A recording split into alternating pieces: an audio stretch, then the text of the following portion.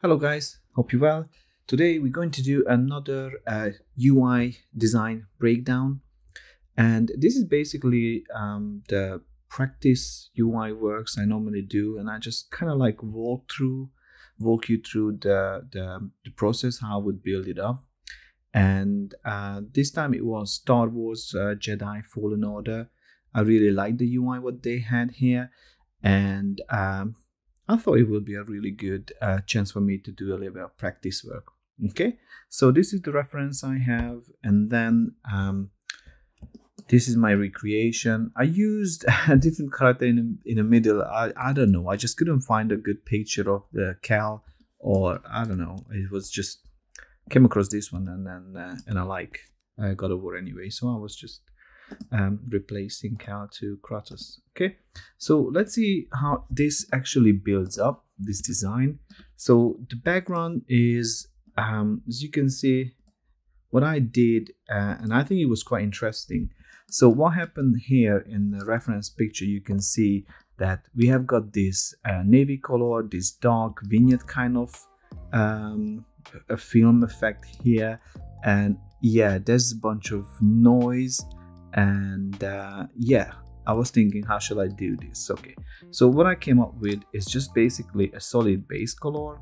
So you can just open here, solid color, and then I was using this 181C27 navy color, and I applied this noise effect on the top here. And the way I did it is just literally just created a new layer and then went in with 50% gray. So that's the hex code 808080. And then once you basically fill it up with option backspace, you change the blend mode to overlay. It's kind of transparent now, but the good thing that you can just convert it to smart object and go to your filters, noise, add noise, and then you can play with it how much you want to add. 6 might be too much. I went for 4, but maybe 5 is better, not sure. Anyway, that's how I applied this this noise texture. I'm just going to turn this back on, and after that what we had is basically I was going for this vignette layer here, and that's just the same kind of dark, not black but very dark color, solid color, and then I just masked out part of it. It's very I don't know if anybody knows that, but I just learned it not that too long ago. That, I mean, I knew it, I just never used it regularly, and since I saw it in a video I started to use it more often. So the idea is that you create a solid color, something dark like that. Okay, let's say like this. Cool. And then you basically mask out some section of it. So I would use complete dark color, and then with the brush tool selected, you can go up to something fairly large size like that, but it has to be soft.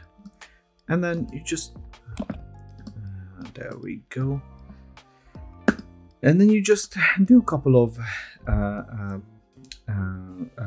brush strokes here, and then you can hold down Command T and then just basically enlarge it the way you want it, or manipulate it the way you want it. Pull up the, you know, the bottom and then the top like this. You can even go into distort mode, hold one corner here, hold down option key, and then it will do the opposite side. But if you hold down the option and the shift key, it'll be just the top, so you'll have this kind of interesting kind of look. So that's how you kind of achieve that. Okay, so that's how I did it. I think it's pretty cool. Anyway, and the next thing was basically these really cool line works, and the line works are very simple. I literally just used rectangles and ellipse tool, and then I just started to build it up. Okay, so how that looks like, it's just in my, I'll give you the PSD so you can have a look at it, okay, as well, but I'm just gonna walk you through the PSD. So if you open, this is how it looks like. These are just ellipses and squares and some simple lines. So I was just messing around, just trying to kind of like come up with some sort of motif here. But it's just something, I was just going with it. I didn't have a plan or anything. Okay, let's see. So this is how it looks like, but the interesting thing with this kind of grunge effect on it is that that's actually a pattern. So I went into my patterns and I made this foil pattern and use overlay mode, and that seems to do the trick pretty nicely. The one thing you need to be careful of, that the containing folder needs to be in screen mode. If it's not screen mode, just normal, then it'll be it should be let me see. Oh yeah, I actually just, if I would increase this, then you would see, like, you see how the black comes through here. Can you see that? So if I go and change the blend mode here to screen, you don't get the blacks there anymore. And then I was just playing with opacity. 10% seemed to work well. Okay, so that's done. That was pretty much the background. Oh yeah, again, these interesting kind of random dots, that was interesting to make, and this is probably kind of the first time I use it myself. So the idea here is that I'm just wondering if it's going to be in here or in, no. Okay, let me just check.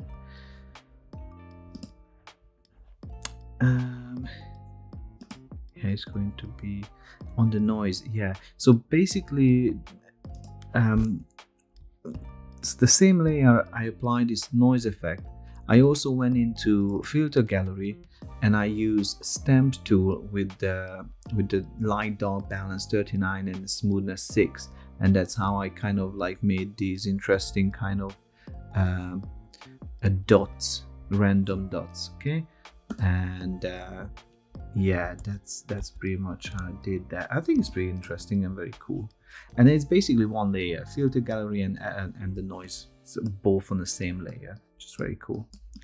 Okay, next thing, we're going to talk about the top navigation. So the top navigation is the fonts I used was, I believe, here we are, Poppins regular, and used almost white color and this navy color, light navy color. There's nothing special here. It's just literally a backdrop, and the backdrop is reduced opacity to 15%, and then the text is normal. The selected state decor line was very simple to do. It's just a rectangle with rounded corners, and then that's pretty much it. The prompts were exactly the same as I do normally, just a normal rectangle, and then just bring in just here 2 top corners, let's see, 6, 6, and then something like that. So that's how you make these. Okay, I really like these this progression bar here. I think it's pretty cool, but the whole thing is one layer, so I mean there's no difference because it's gonna be done by code anyway. So as a designer, I don't know, I just like to do not flex, but like to kind of practice how would I do it on one layer. Like if I would, let me copy this, and then you can see that basically all it is just basically this black color here, which is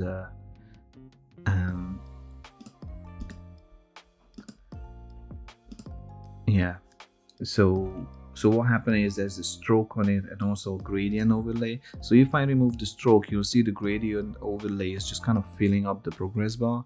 So if you open it, like you can see how I did that. It's just basically Yeah, as you can see, it is quite soft here, and I wanted to make it sharp. So all you have to do is just click on the anchor point here and then change the location to something specific. Let's say I'm gonna go to 8 this time, and then the other side as well, which has got 0 opacity, change the location to 8, and then it becomes super sharp here. Okay, so that's how you do that. And then after that, you will just apply a couple of pixel stroke. I think it's 3 pixel stroke with the same color as the background, and then it will create this really nice kind of cutout effect. So you don't need to do 2 separate layer and playing with the shapes and stuff. You don't necessarily have to do that. I mean, at one point when you pass it on to the programmers, they will just do it in code anyway. Okay, so what happens here is this progression bar is fine. I mean, yeah, this is pretty cool. It's just literally a line, and it's a shape. It's a shape of an ellipse and a rectangle, and for this divider, this is what I'm talking about here. Forgot to tell you. So all I did is just, you know, drag that a bit of a small ellipse, and then just added holding down shift, you can add to the shape you already created. So I just add 2 pixel height, and then there we go. That's a bit too big. 2 pixels is enough. There we go. So once that's done, you can just press A, and then with the arrow key you can move it up and down. Yeah, and I think it's yeah, so this needs to be even. This has to be 12. So now we're there. And after that, all we can do is remove the fill 100%, open the layer style, and just use stroke, inner stroke. Yeah, and then the color is this one here. Okay, there we go. So this is how we've done that one. Yeah, let's move on to these sections here. Yeah, I think it's pretty interesting design here, and let me just show you what I've done with that. So these little ability kind of elements here. So what I did is basically a base layer and then the actual artwork. And what's interesting is basically the artwork has this kind of inner shadow, so it'll basically hide the bottom side of the imagery always. It's just like here, you see. I'm not sure if they use the same one or they kind of use maybe like an inner glow on the actual panel. I'm not 100% sure, but I ended up doing this, so and it seems to work well. So the idea here is that you have the shape layer, which is 50% black, and then that's why you see when I move it here, you can see it's like see-through a little bit. And then we have got a stroke, which is 5%, and then it's this dark navy color. Okay, and then lastly we have the artwork, and it just basically have this kind of inner shadow effect. Let me just turn this on so you can see if I turn it on off. It's just basically just playing with these settings here, but you can see it's coming from the bottom, you know, and then you can just change it how much you want to reveal or hide. Okay, so this is what I've done. I changed the imagery. The artwork is just from the internet, you know. You get one of these cute picture and then just right click, copy, and then come back here, Command V to paste it in, change the size, something small like that. Oh, that's too small. Yeah. Turn it into convert to smart object, open it, and then just select subject. Actually, I should have done this like before. Like this is like, the problem is now the image is too small. So if I will go back and just do it in the beginning when I paste it in, convert to smart object, change the size to like 20, yeah, and then open the smart object and then press select subject, then you will have a much better result, of course. Okay, let's go back to the, yeah, this is how it looks now. So if I would place it here, and then I have to basically mask it in. So the mask works in a way of selecting the base and then command select, command click on the base and then just mask. And the effect is basically just this inner shadow, as you can see. Yeah, the problem here, you can see the leg. I don't really want to see the legs there, so probably just going to do it again. Command click on the base layer and then go to select, modify, contract with 5 pixel, and then press mask, and then you can add the inner shadow, and then we are done. So there's one more state which is basically the exact same thing, but it has got this glow like this here. So what I've done here is I just literally ended up kind of like duplicating the base, right? And then just removing completely the fill and just keeping the stroke. And the stroke for me was basically yeah, so I started off with this kind of light blue, but just only 1 pixel. Okay, and then add another one which is going to be white, and then you go up to 4 pixel, and then you add another one which is going to be again the same kind of blue. Actually, we could potentially just select the top one, duplicate it, and then move it down in a queue, and then just change the size to 5, so it'll be inside. And once that's done, just duplicate, convert to smart object. Before you do that though, make a copy of it underneath. There we go. Convert to smart object, yes. And then this bottom one here, what I had, I think I only used basically 1 stroke, and that was this kind of a darker, kind of more vivid kind of blue, yeah. And then convert to smart object, and then just apply some Gaussian blur on it, okay, like that. Yeah, 4 pixels is fine. And then you see we got this really cool kind of some sort of neon kind of effect, which is probably the lightsaber. Another thing here is the skill tree button, and then let me just go back a bit, tidying up. Don't need this because I got it there. Okay, so here all we have basically is this base layer with the stroke, again the same kind of style, because we follow just to keep everything consistent. So we got a black 50% fill, and then the stroke which is just a 3 point, and then this lighter navy kind of color. Okay, and then in the middle the skill tree was Poppins regular. Yeah, and I think this was yeah, one more thing which was kind of important. Like, it took me for a couple of seconds just to realize that basically the character itself has got some sort of backdrop, and that's what I did as well here. So behind the character I did add a solid color, which is basically just only revealed in the middle. You can see it's just kind of like that, just to support the art. Okay, and lastly this ability text, which is just 2 text.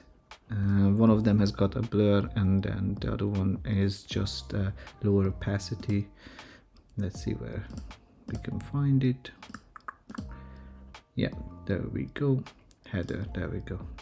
So let me just check what was that. Yeah, is Trajan Sans Pro Bold, and the other one has basically the same thing, but it has got a 6 pixel Gaussian blur. So if I would turn it off, you can see it just reveals it completely. So that's how I made that one. And this was basically my practice work, and I really love the design, and I don't think anything needs to be changed. But I was thinking like, oh, what would I add, or what would I change? And then, to be honest, not much. Except maybe I would bring a bit more life into it, and I would probably make the background a bit more organic. So I was just doing very tiny small changes, which is mainly effects, right? This is my kind of version. What I was thinking, it would be cool to have some sort of lightsabery kind of light leak from the side with some sparkles. I mean, this is something that looks cool, gives a lot of attitude to the whole design, but not necessarily needed. It might steal the show, and there's not something maybe you want to focus on. And I totally get it if we would end up removing it. If I would work for a client, let's say, and they were like, oh, that might be too much, it's a bit too much attitude. I think it's really cool for like a poster, but inside the game constantly seeing that might not be a good option. Anyway, I added, and I think it's cool. Where is it? Yeah, here. So this is my textures and effects, and you can see I have got basically this kind of glow coming in, and some sort of lens kind of effect, and also from some fire I got these sparkles on the side. I also added some glow which is coming from the side top right corner, and then a bit of smoke, which would give a really cool organic feel to the whole thing. And even these light effects, it would just kind of like turn on and off, kind of like some sort of specker. Maybe let's say this is a camera, and then it just kind of just appear, like, you know, appears and disappear on the screen there. So yeah, I don't know, like it's punchier, but as I said, it's not necessarily needed.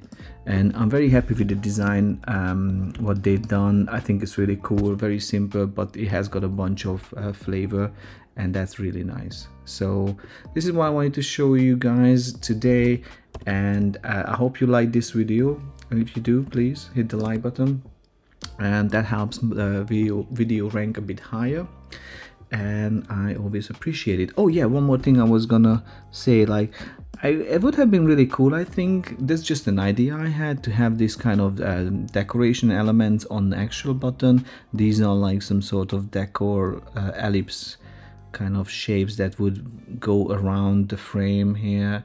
Maybe not exactly the same speed, so maybe this one could overlap at one point this one. I think it would be really nice. It's kind of like the galaxy kind of feel, I would say. Yeah, and maybe, yeah, this as well could have something like that, coming and going left and right, you know. That I think would have been really cool. Anyway, that's all. Thank you. Bye bye.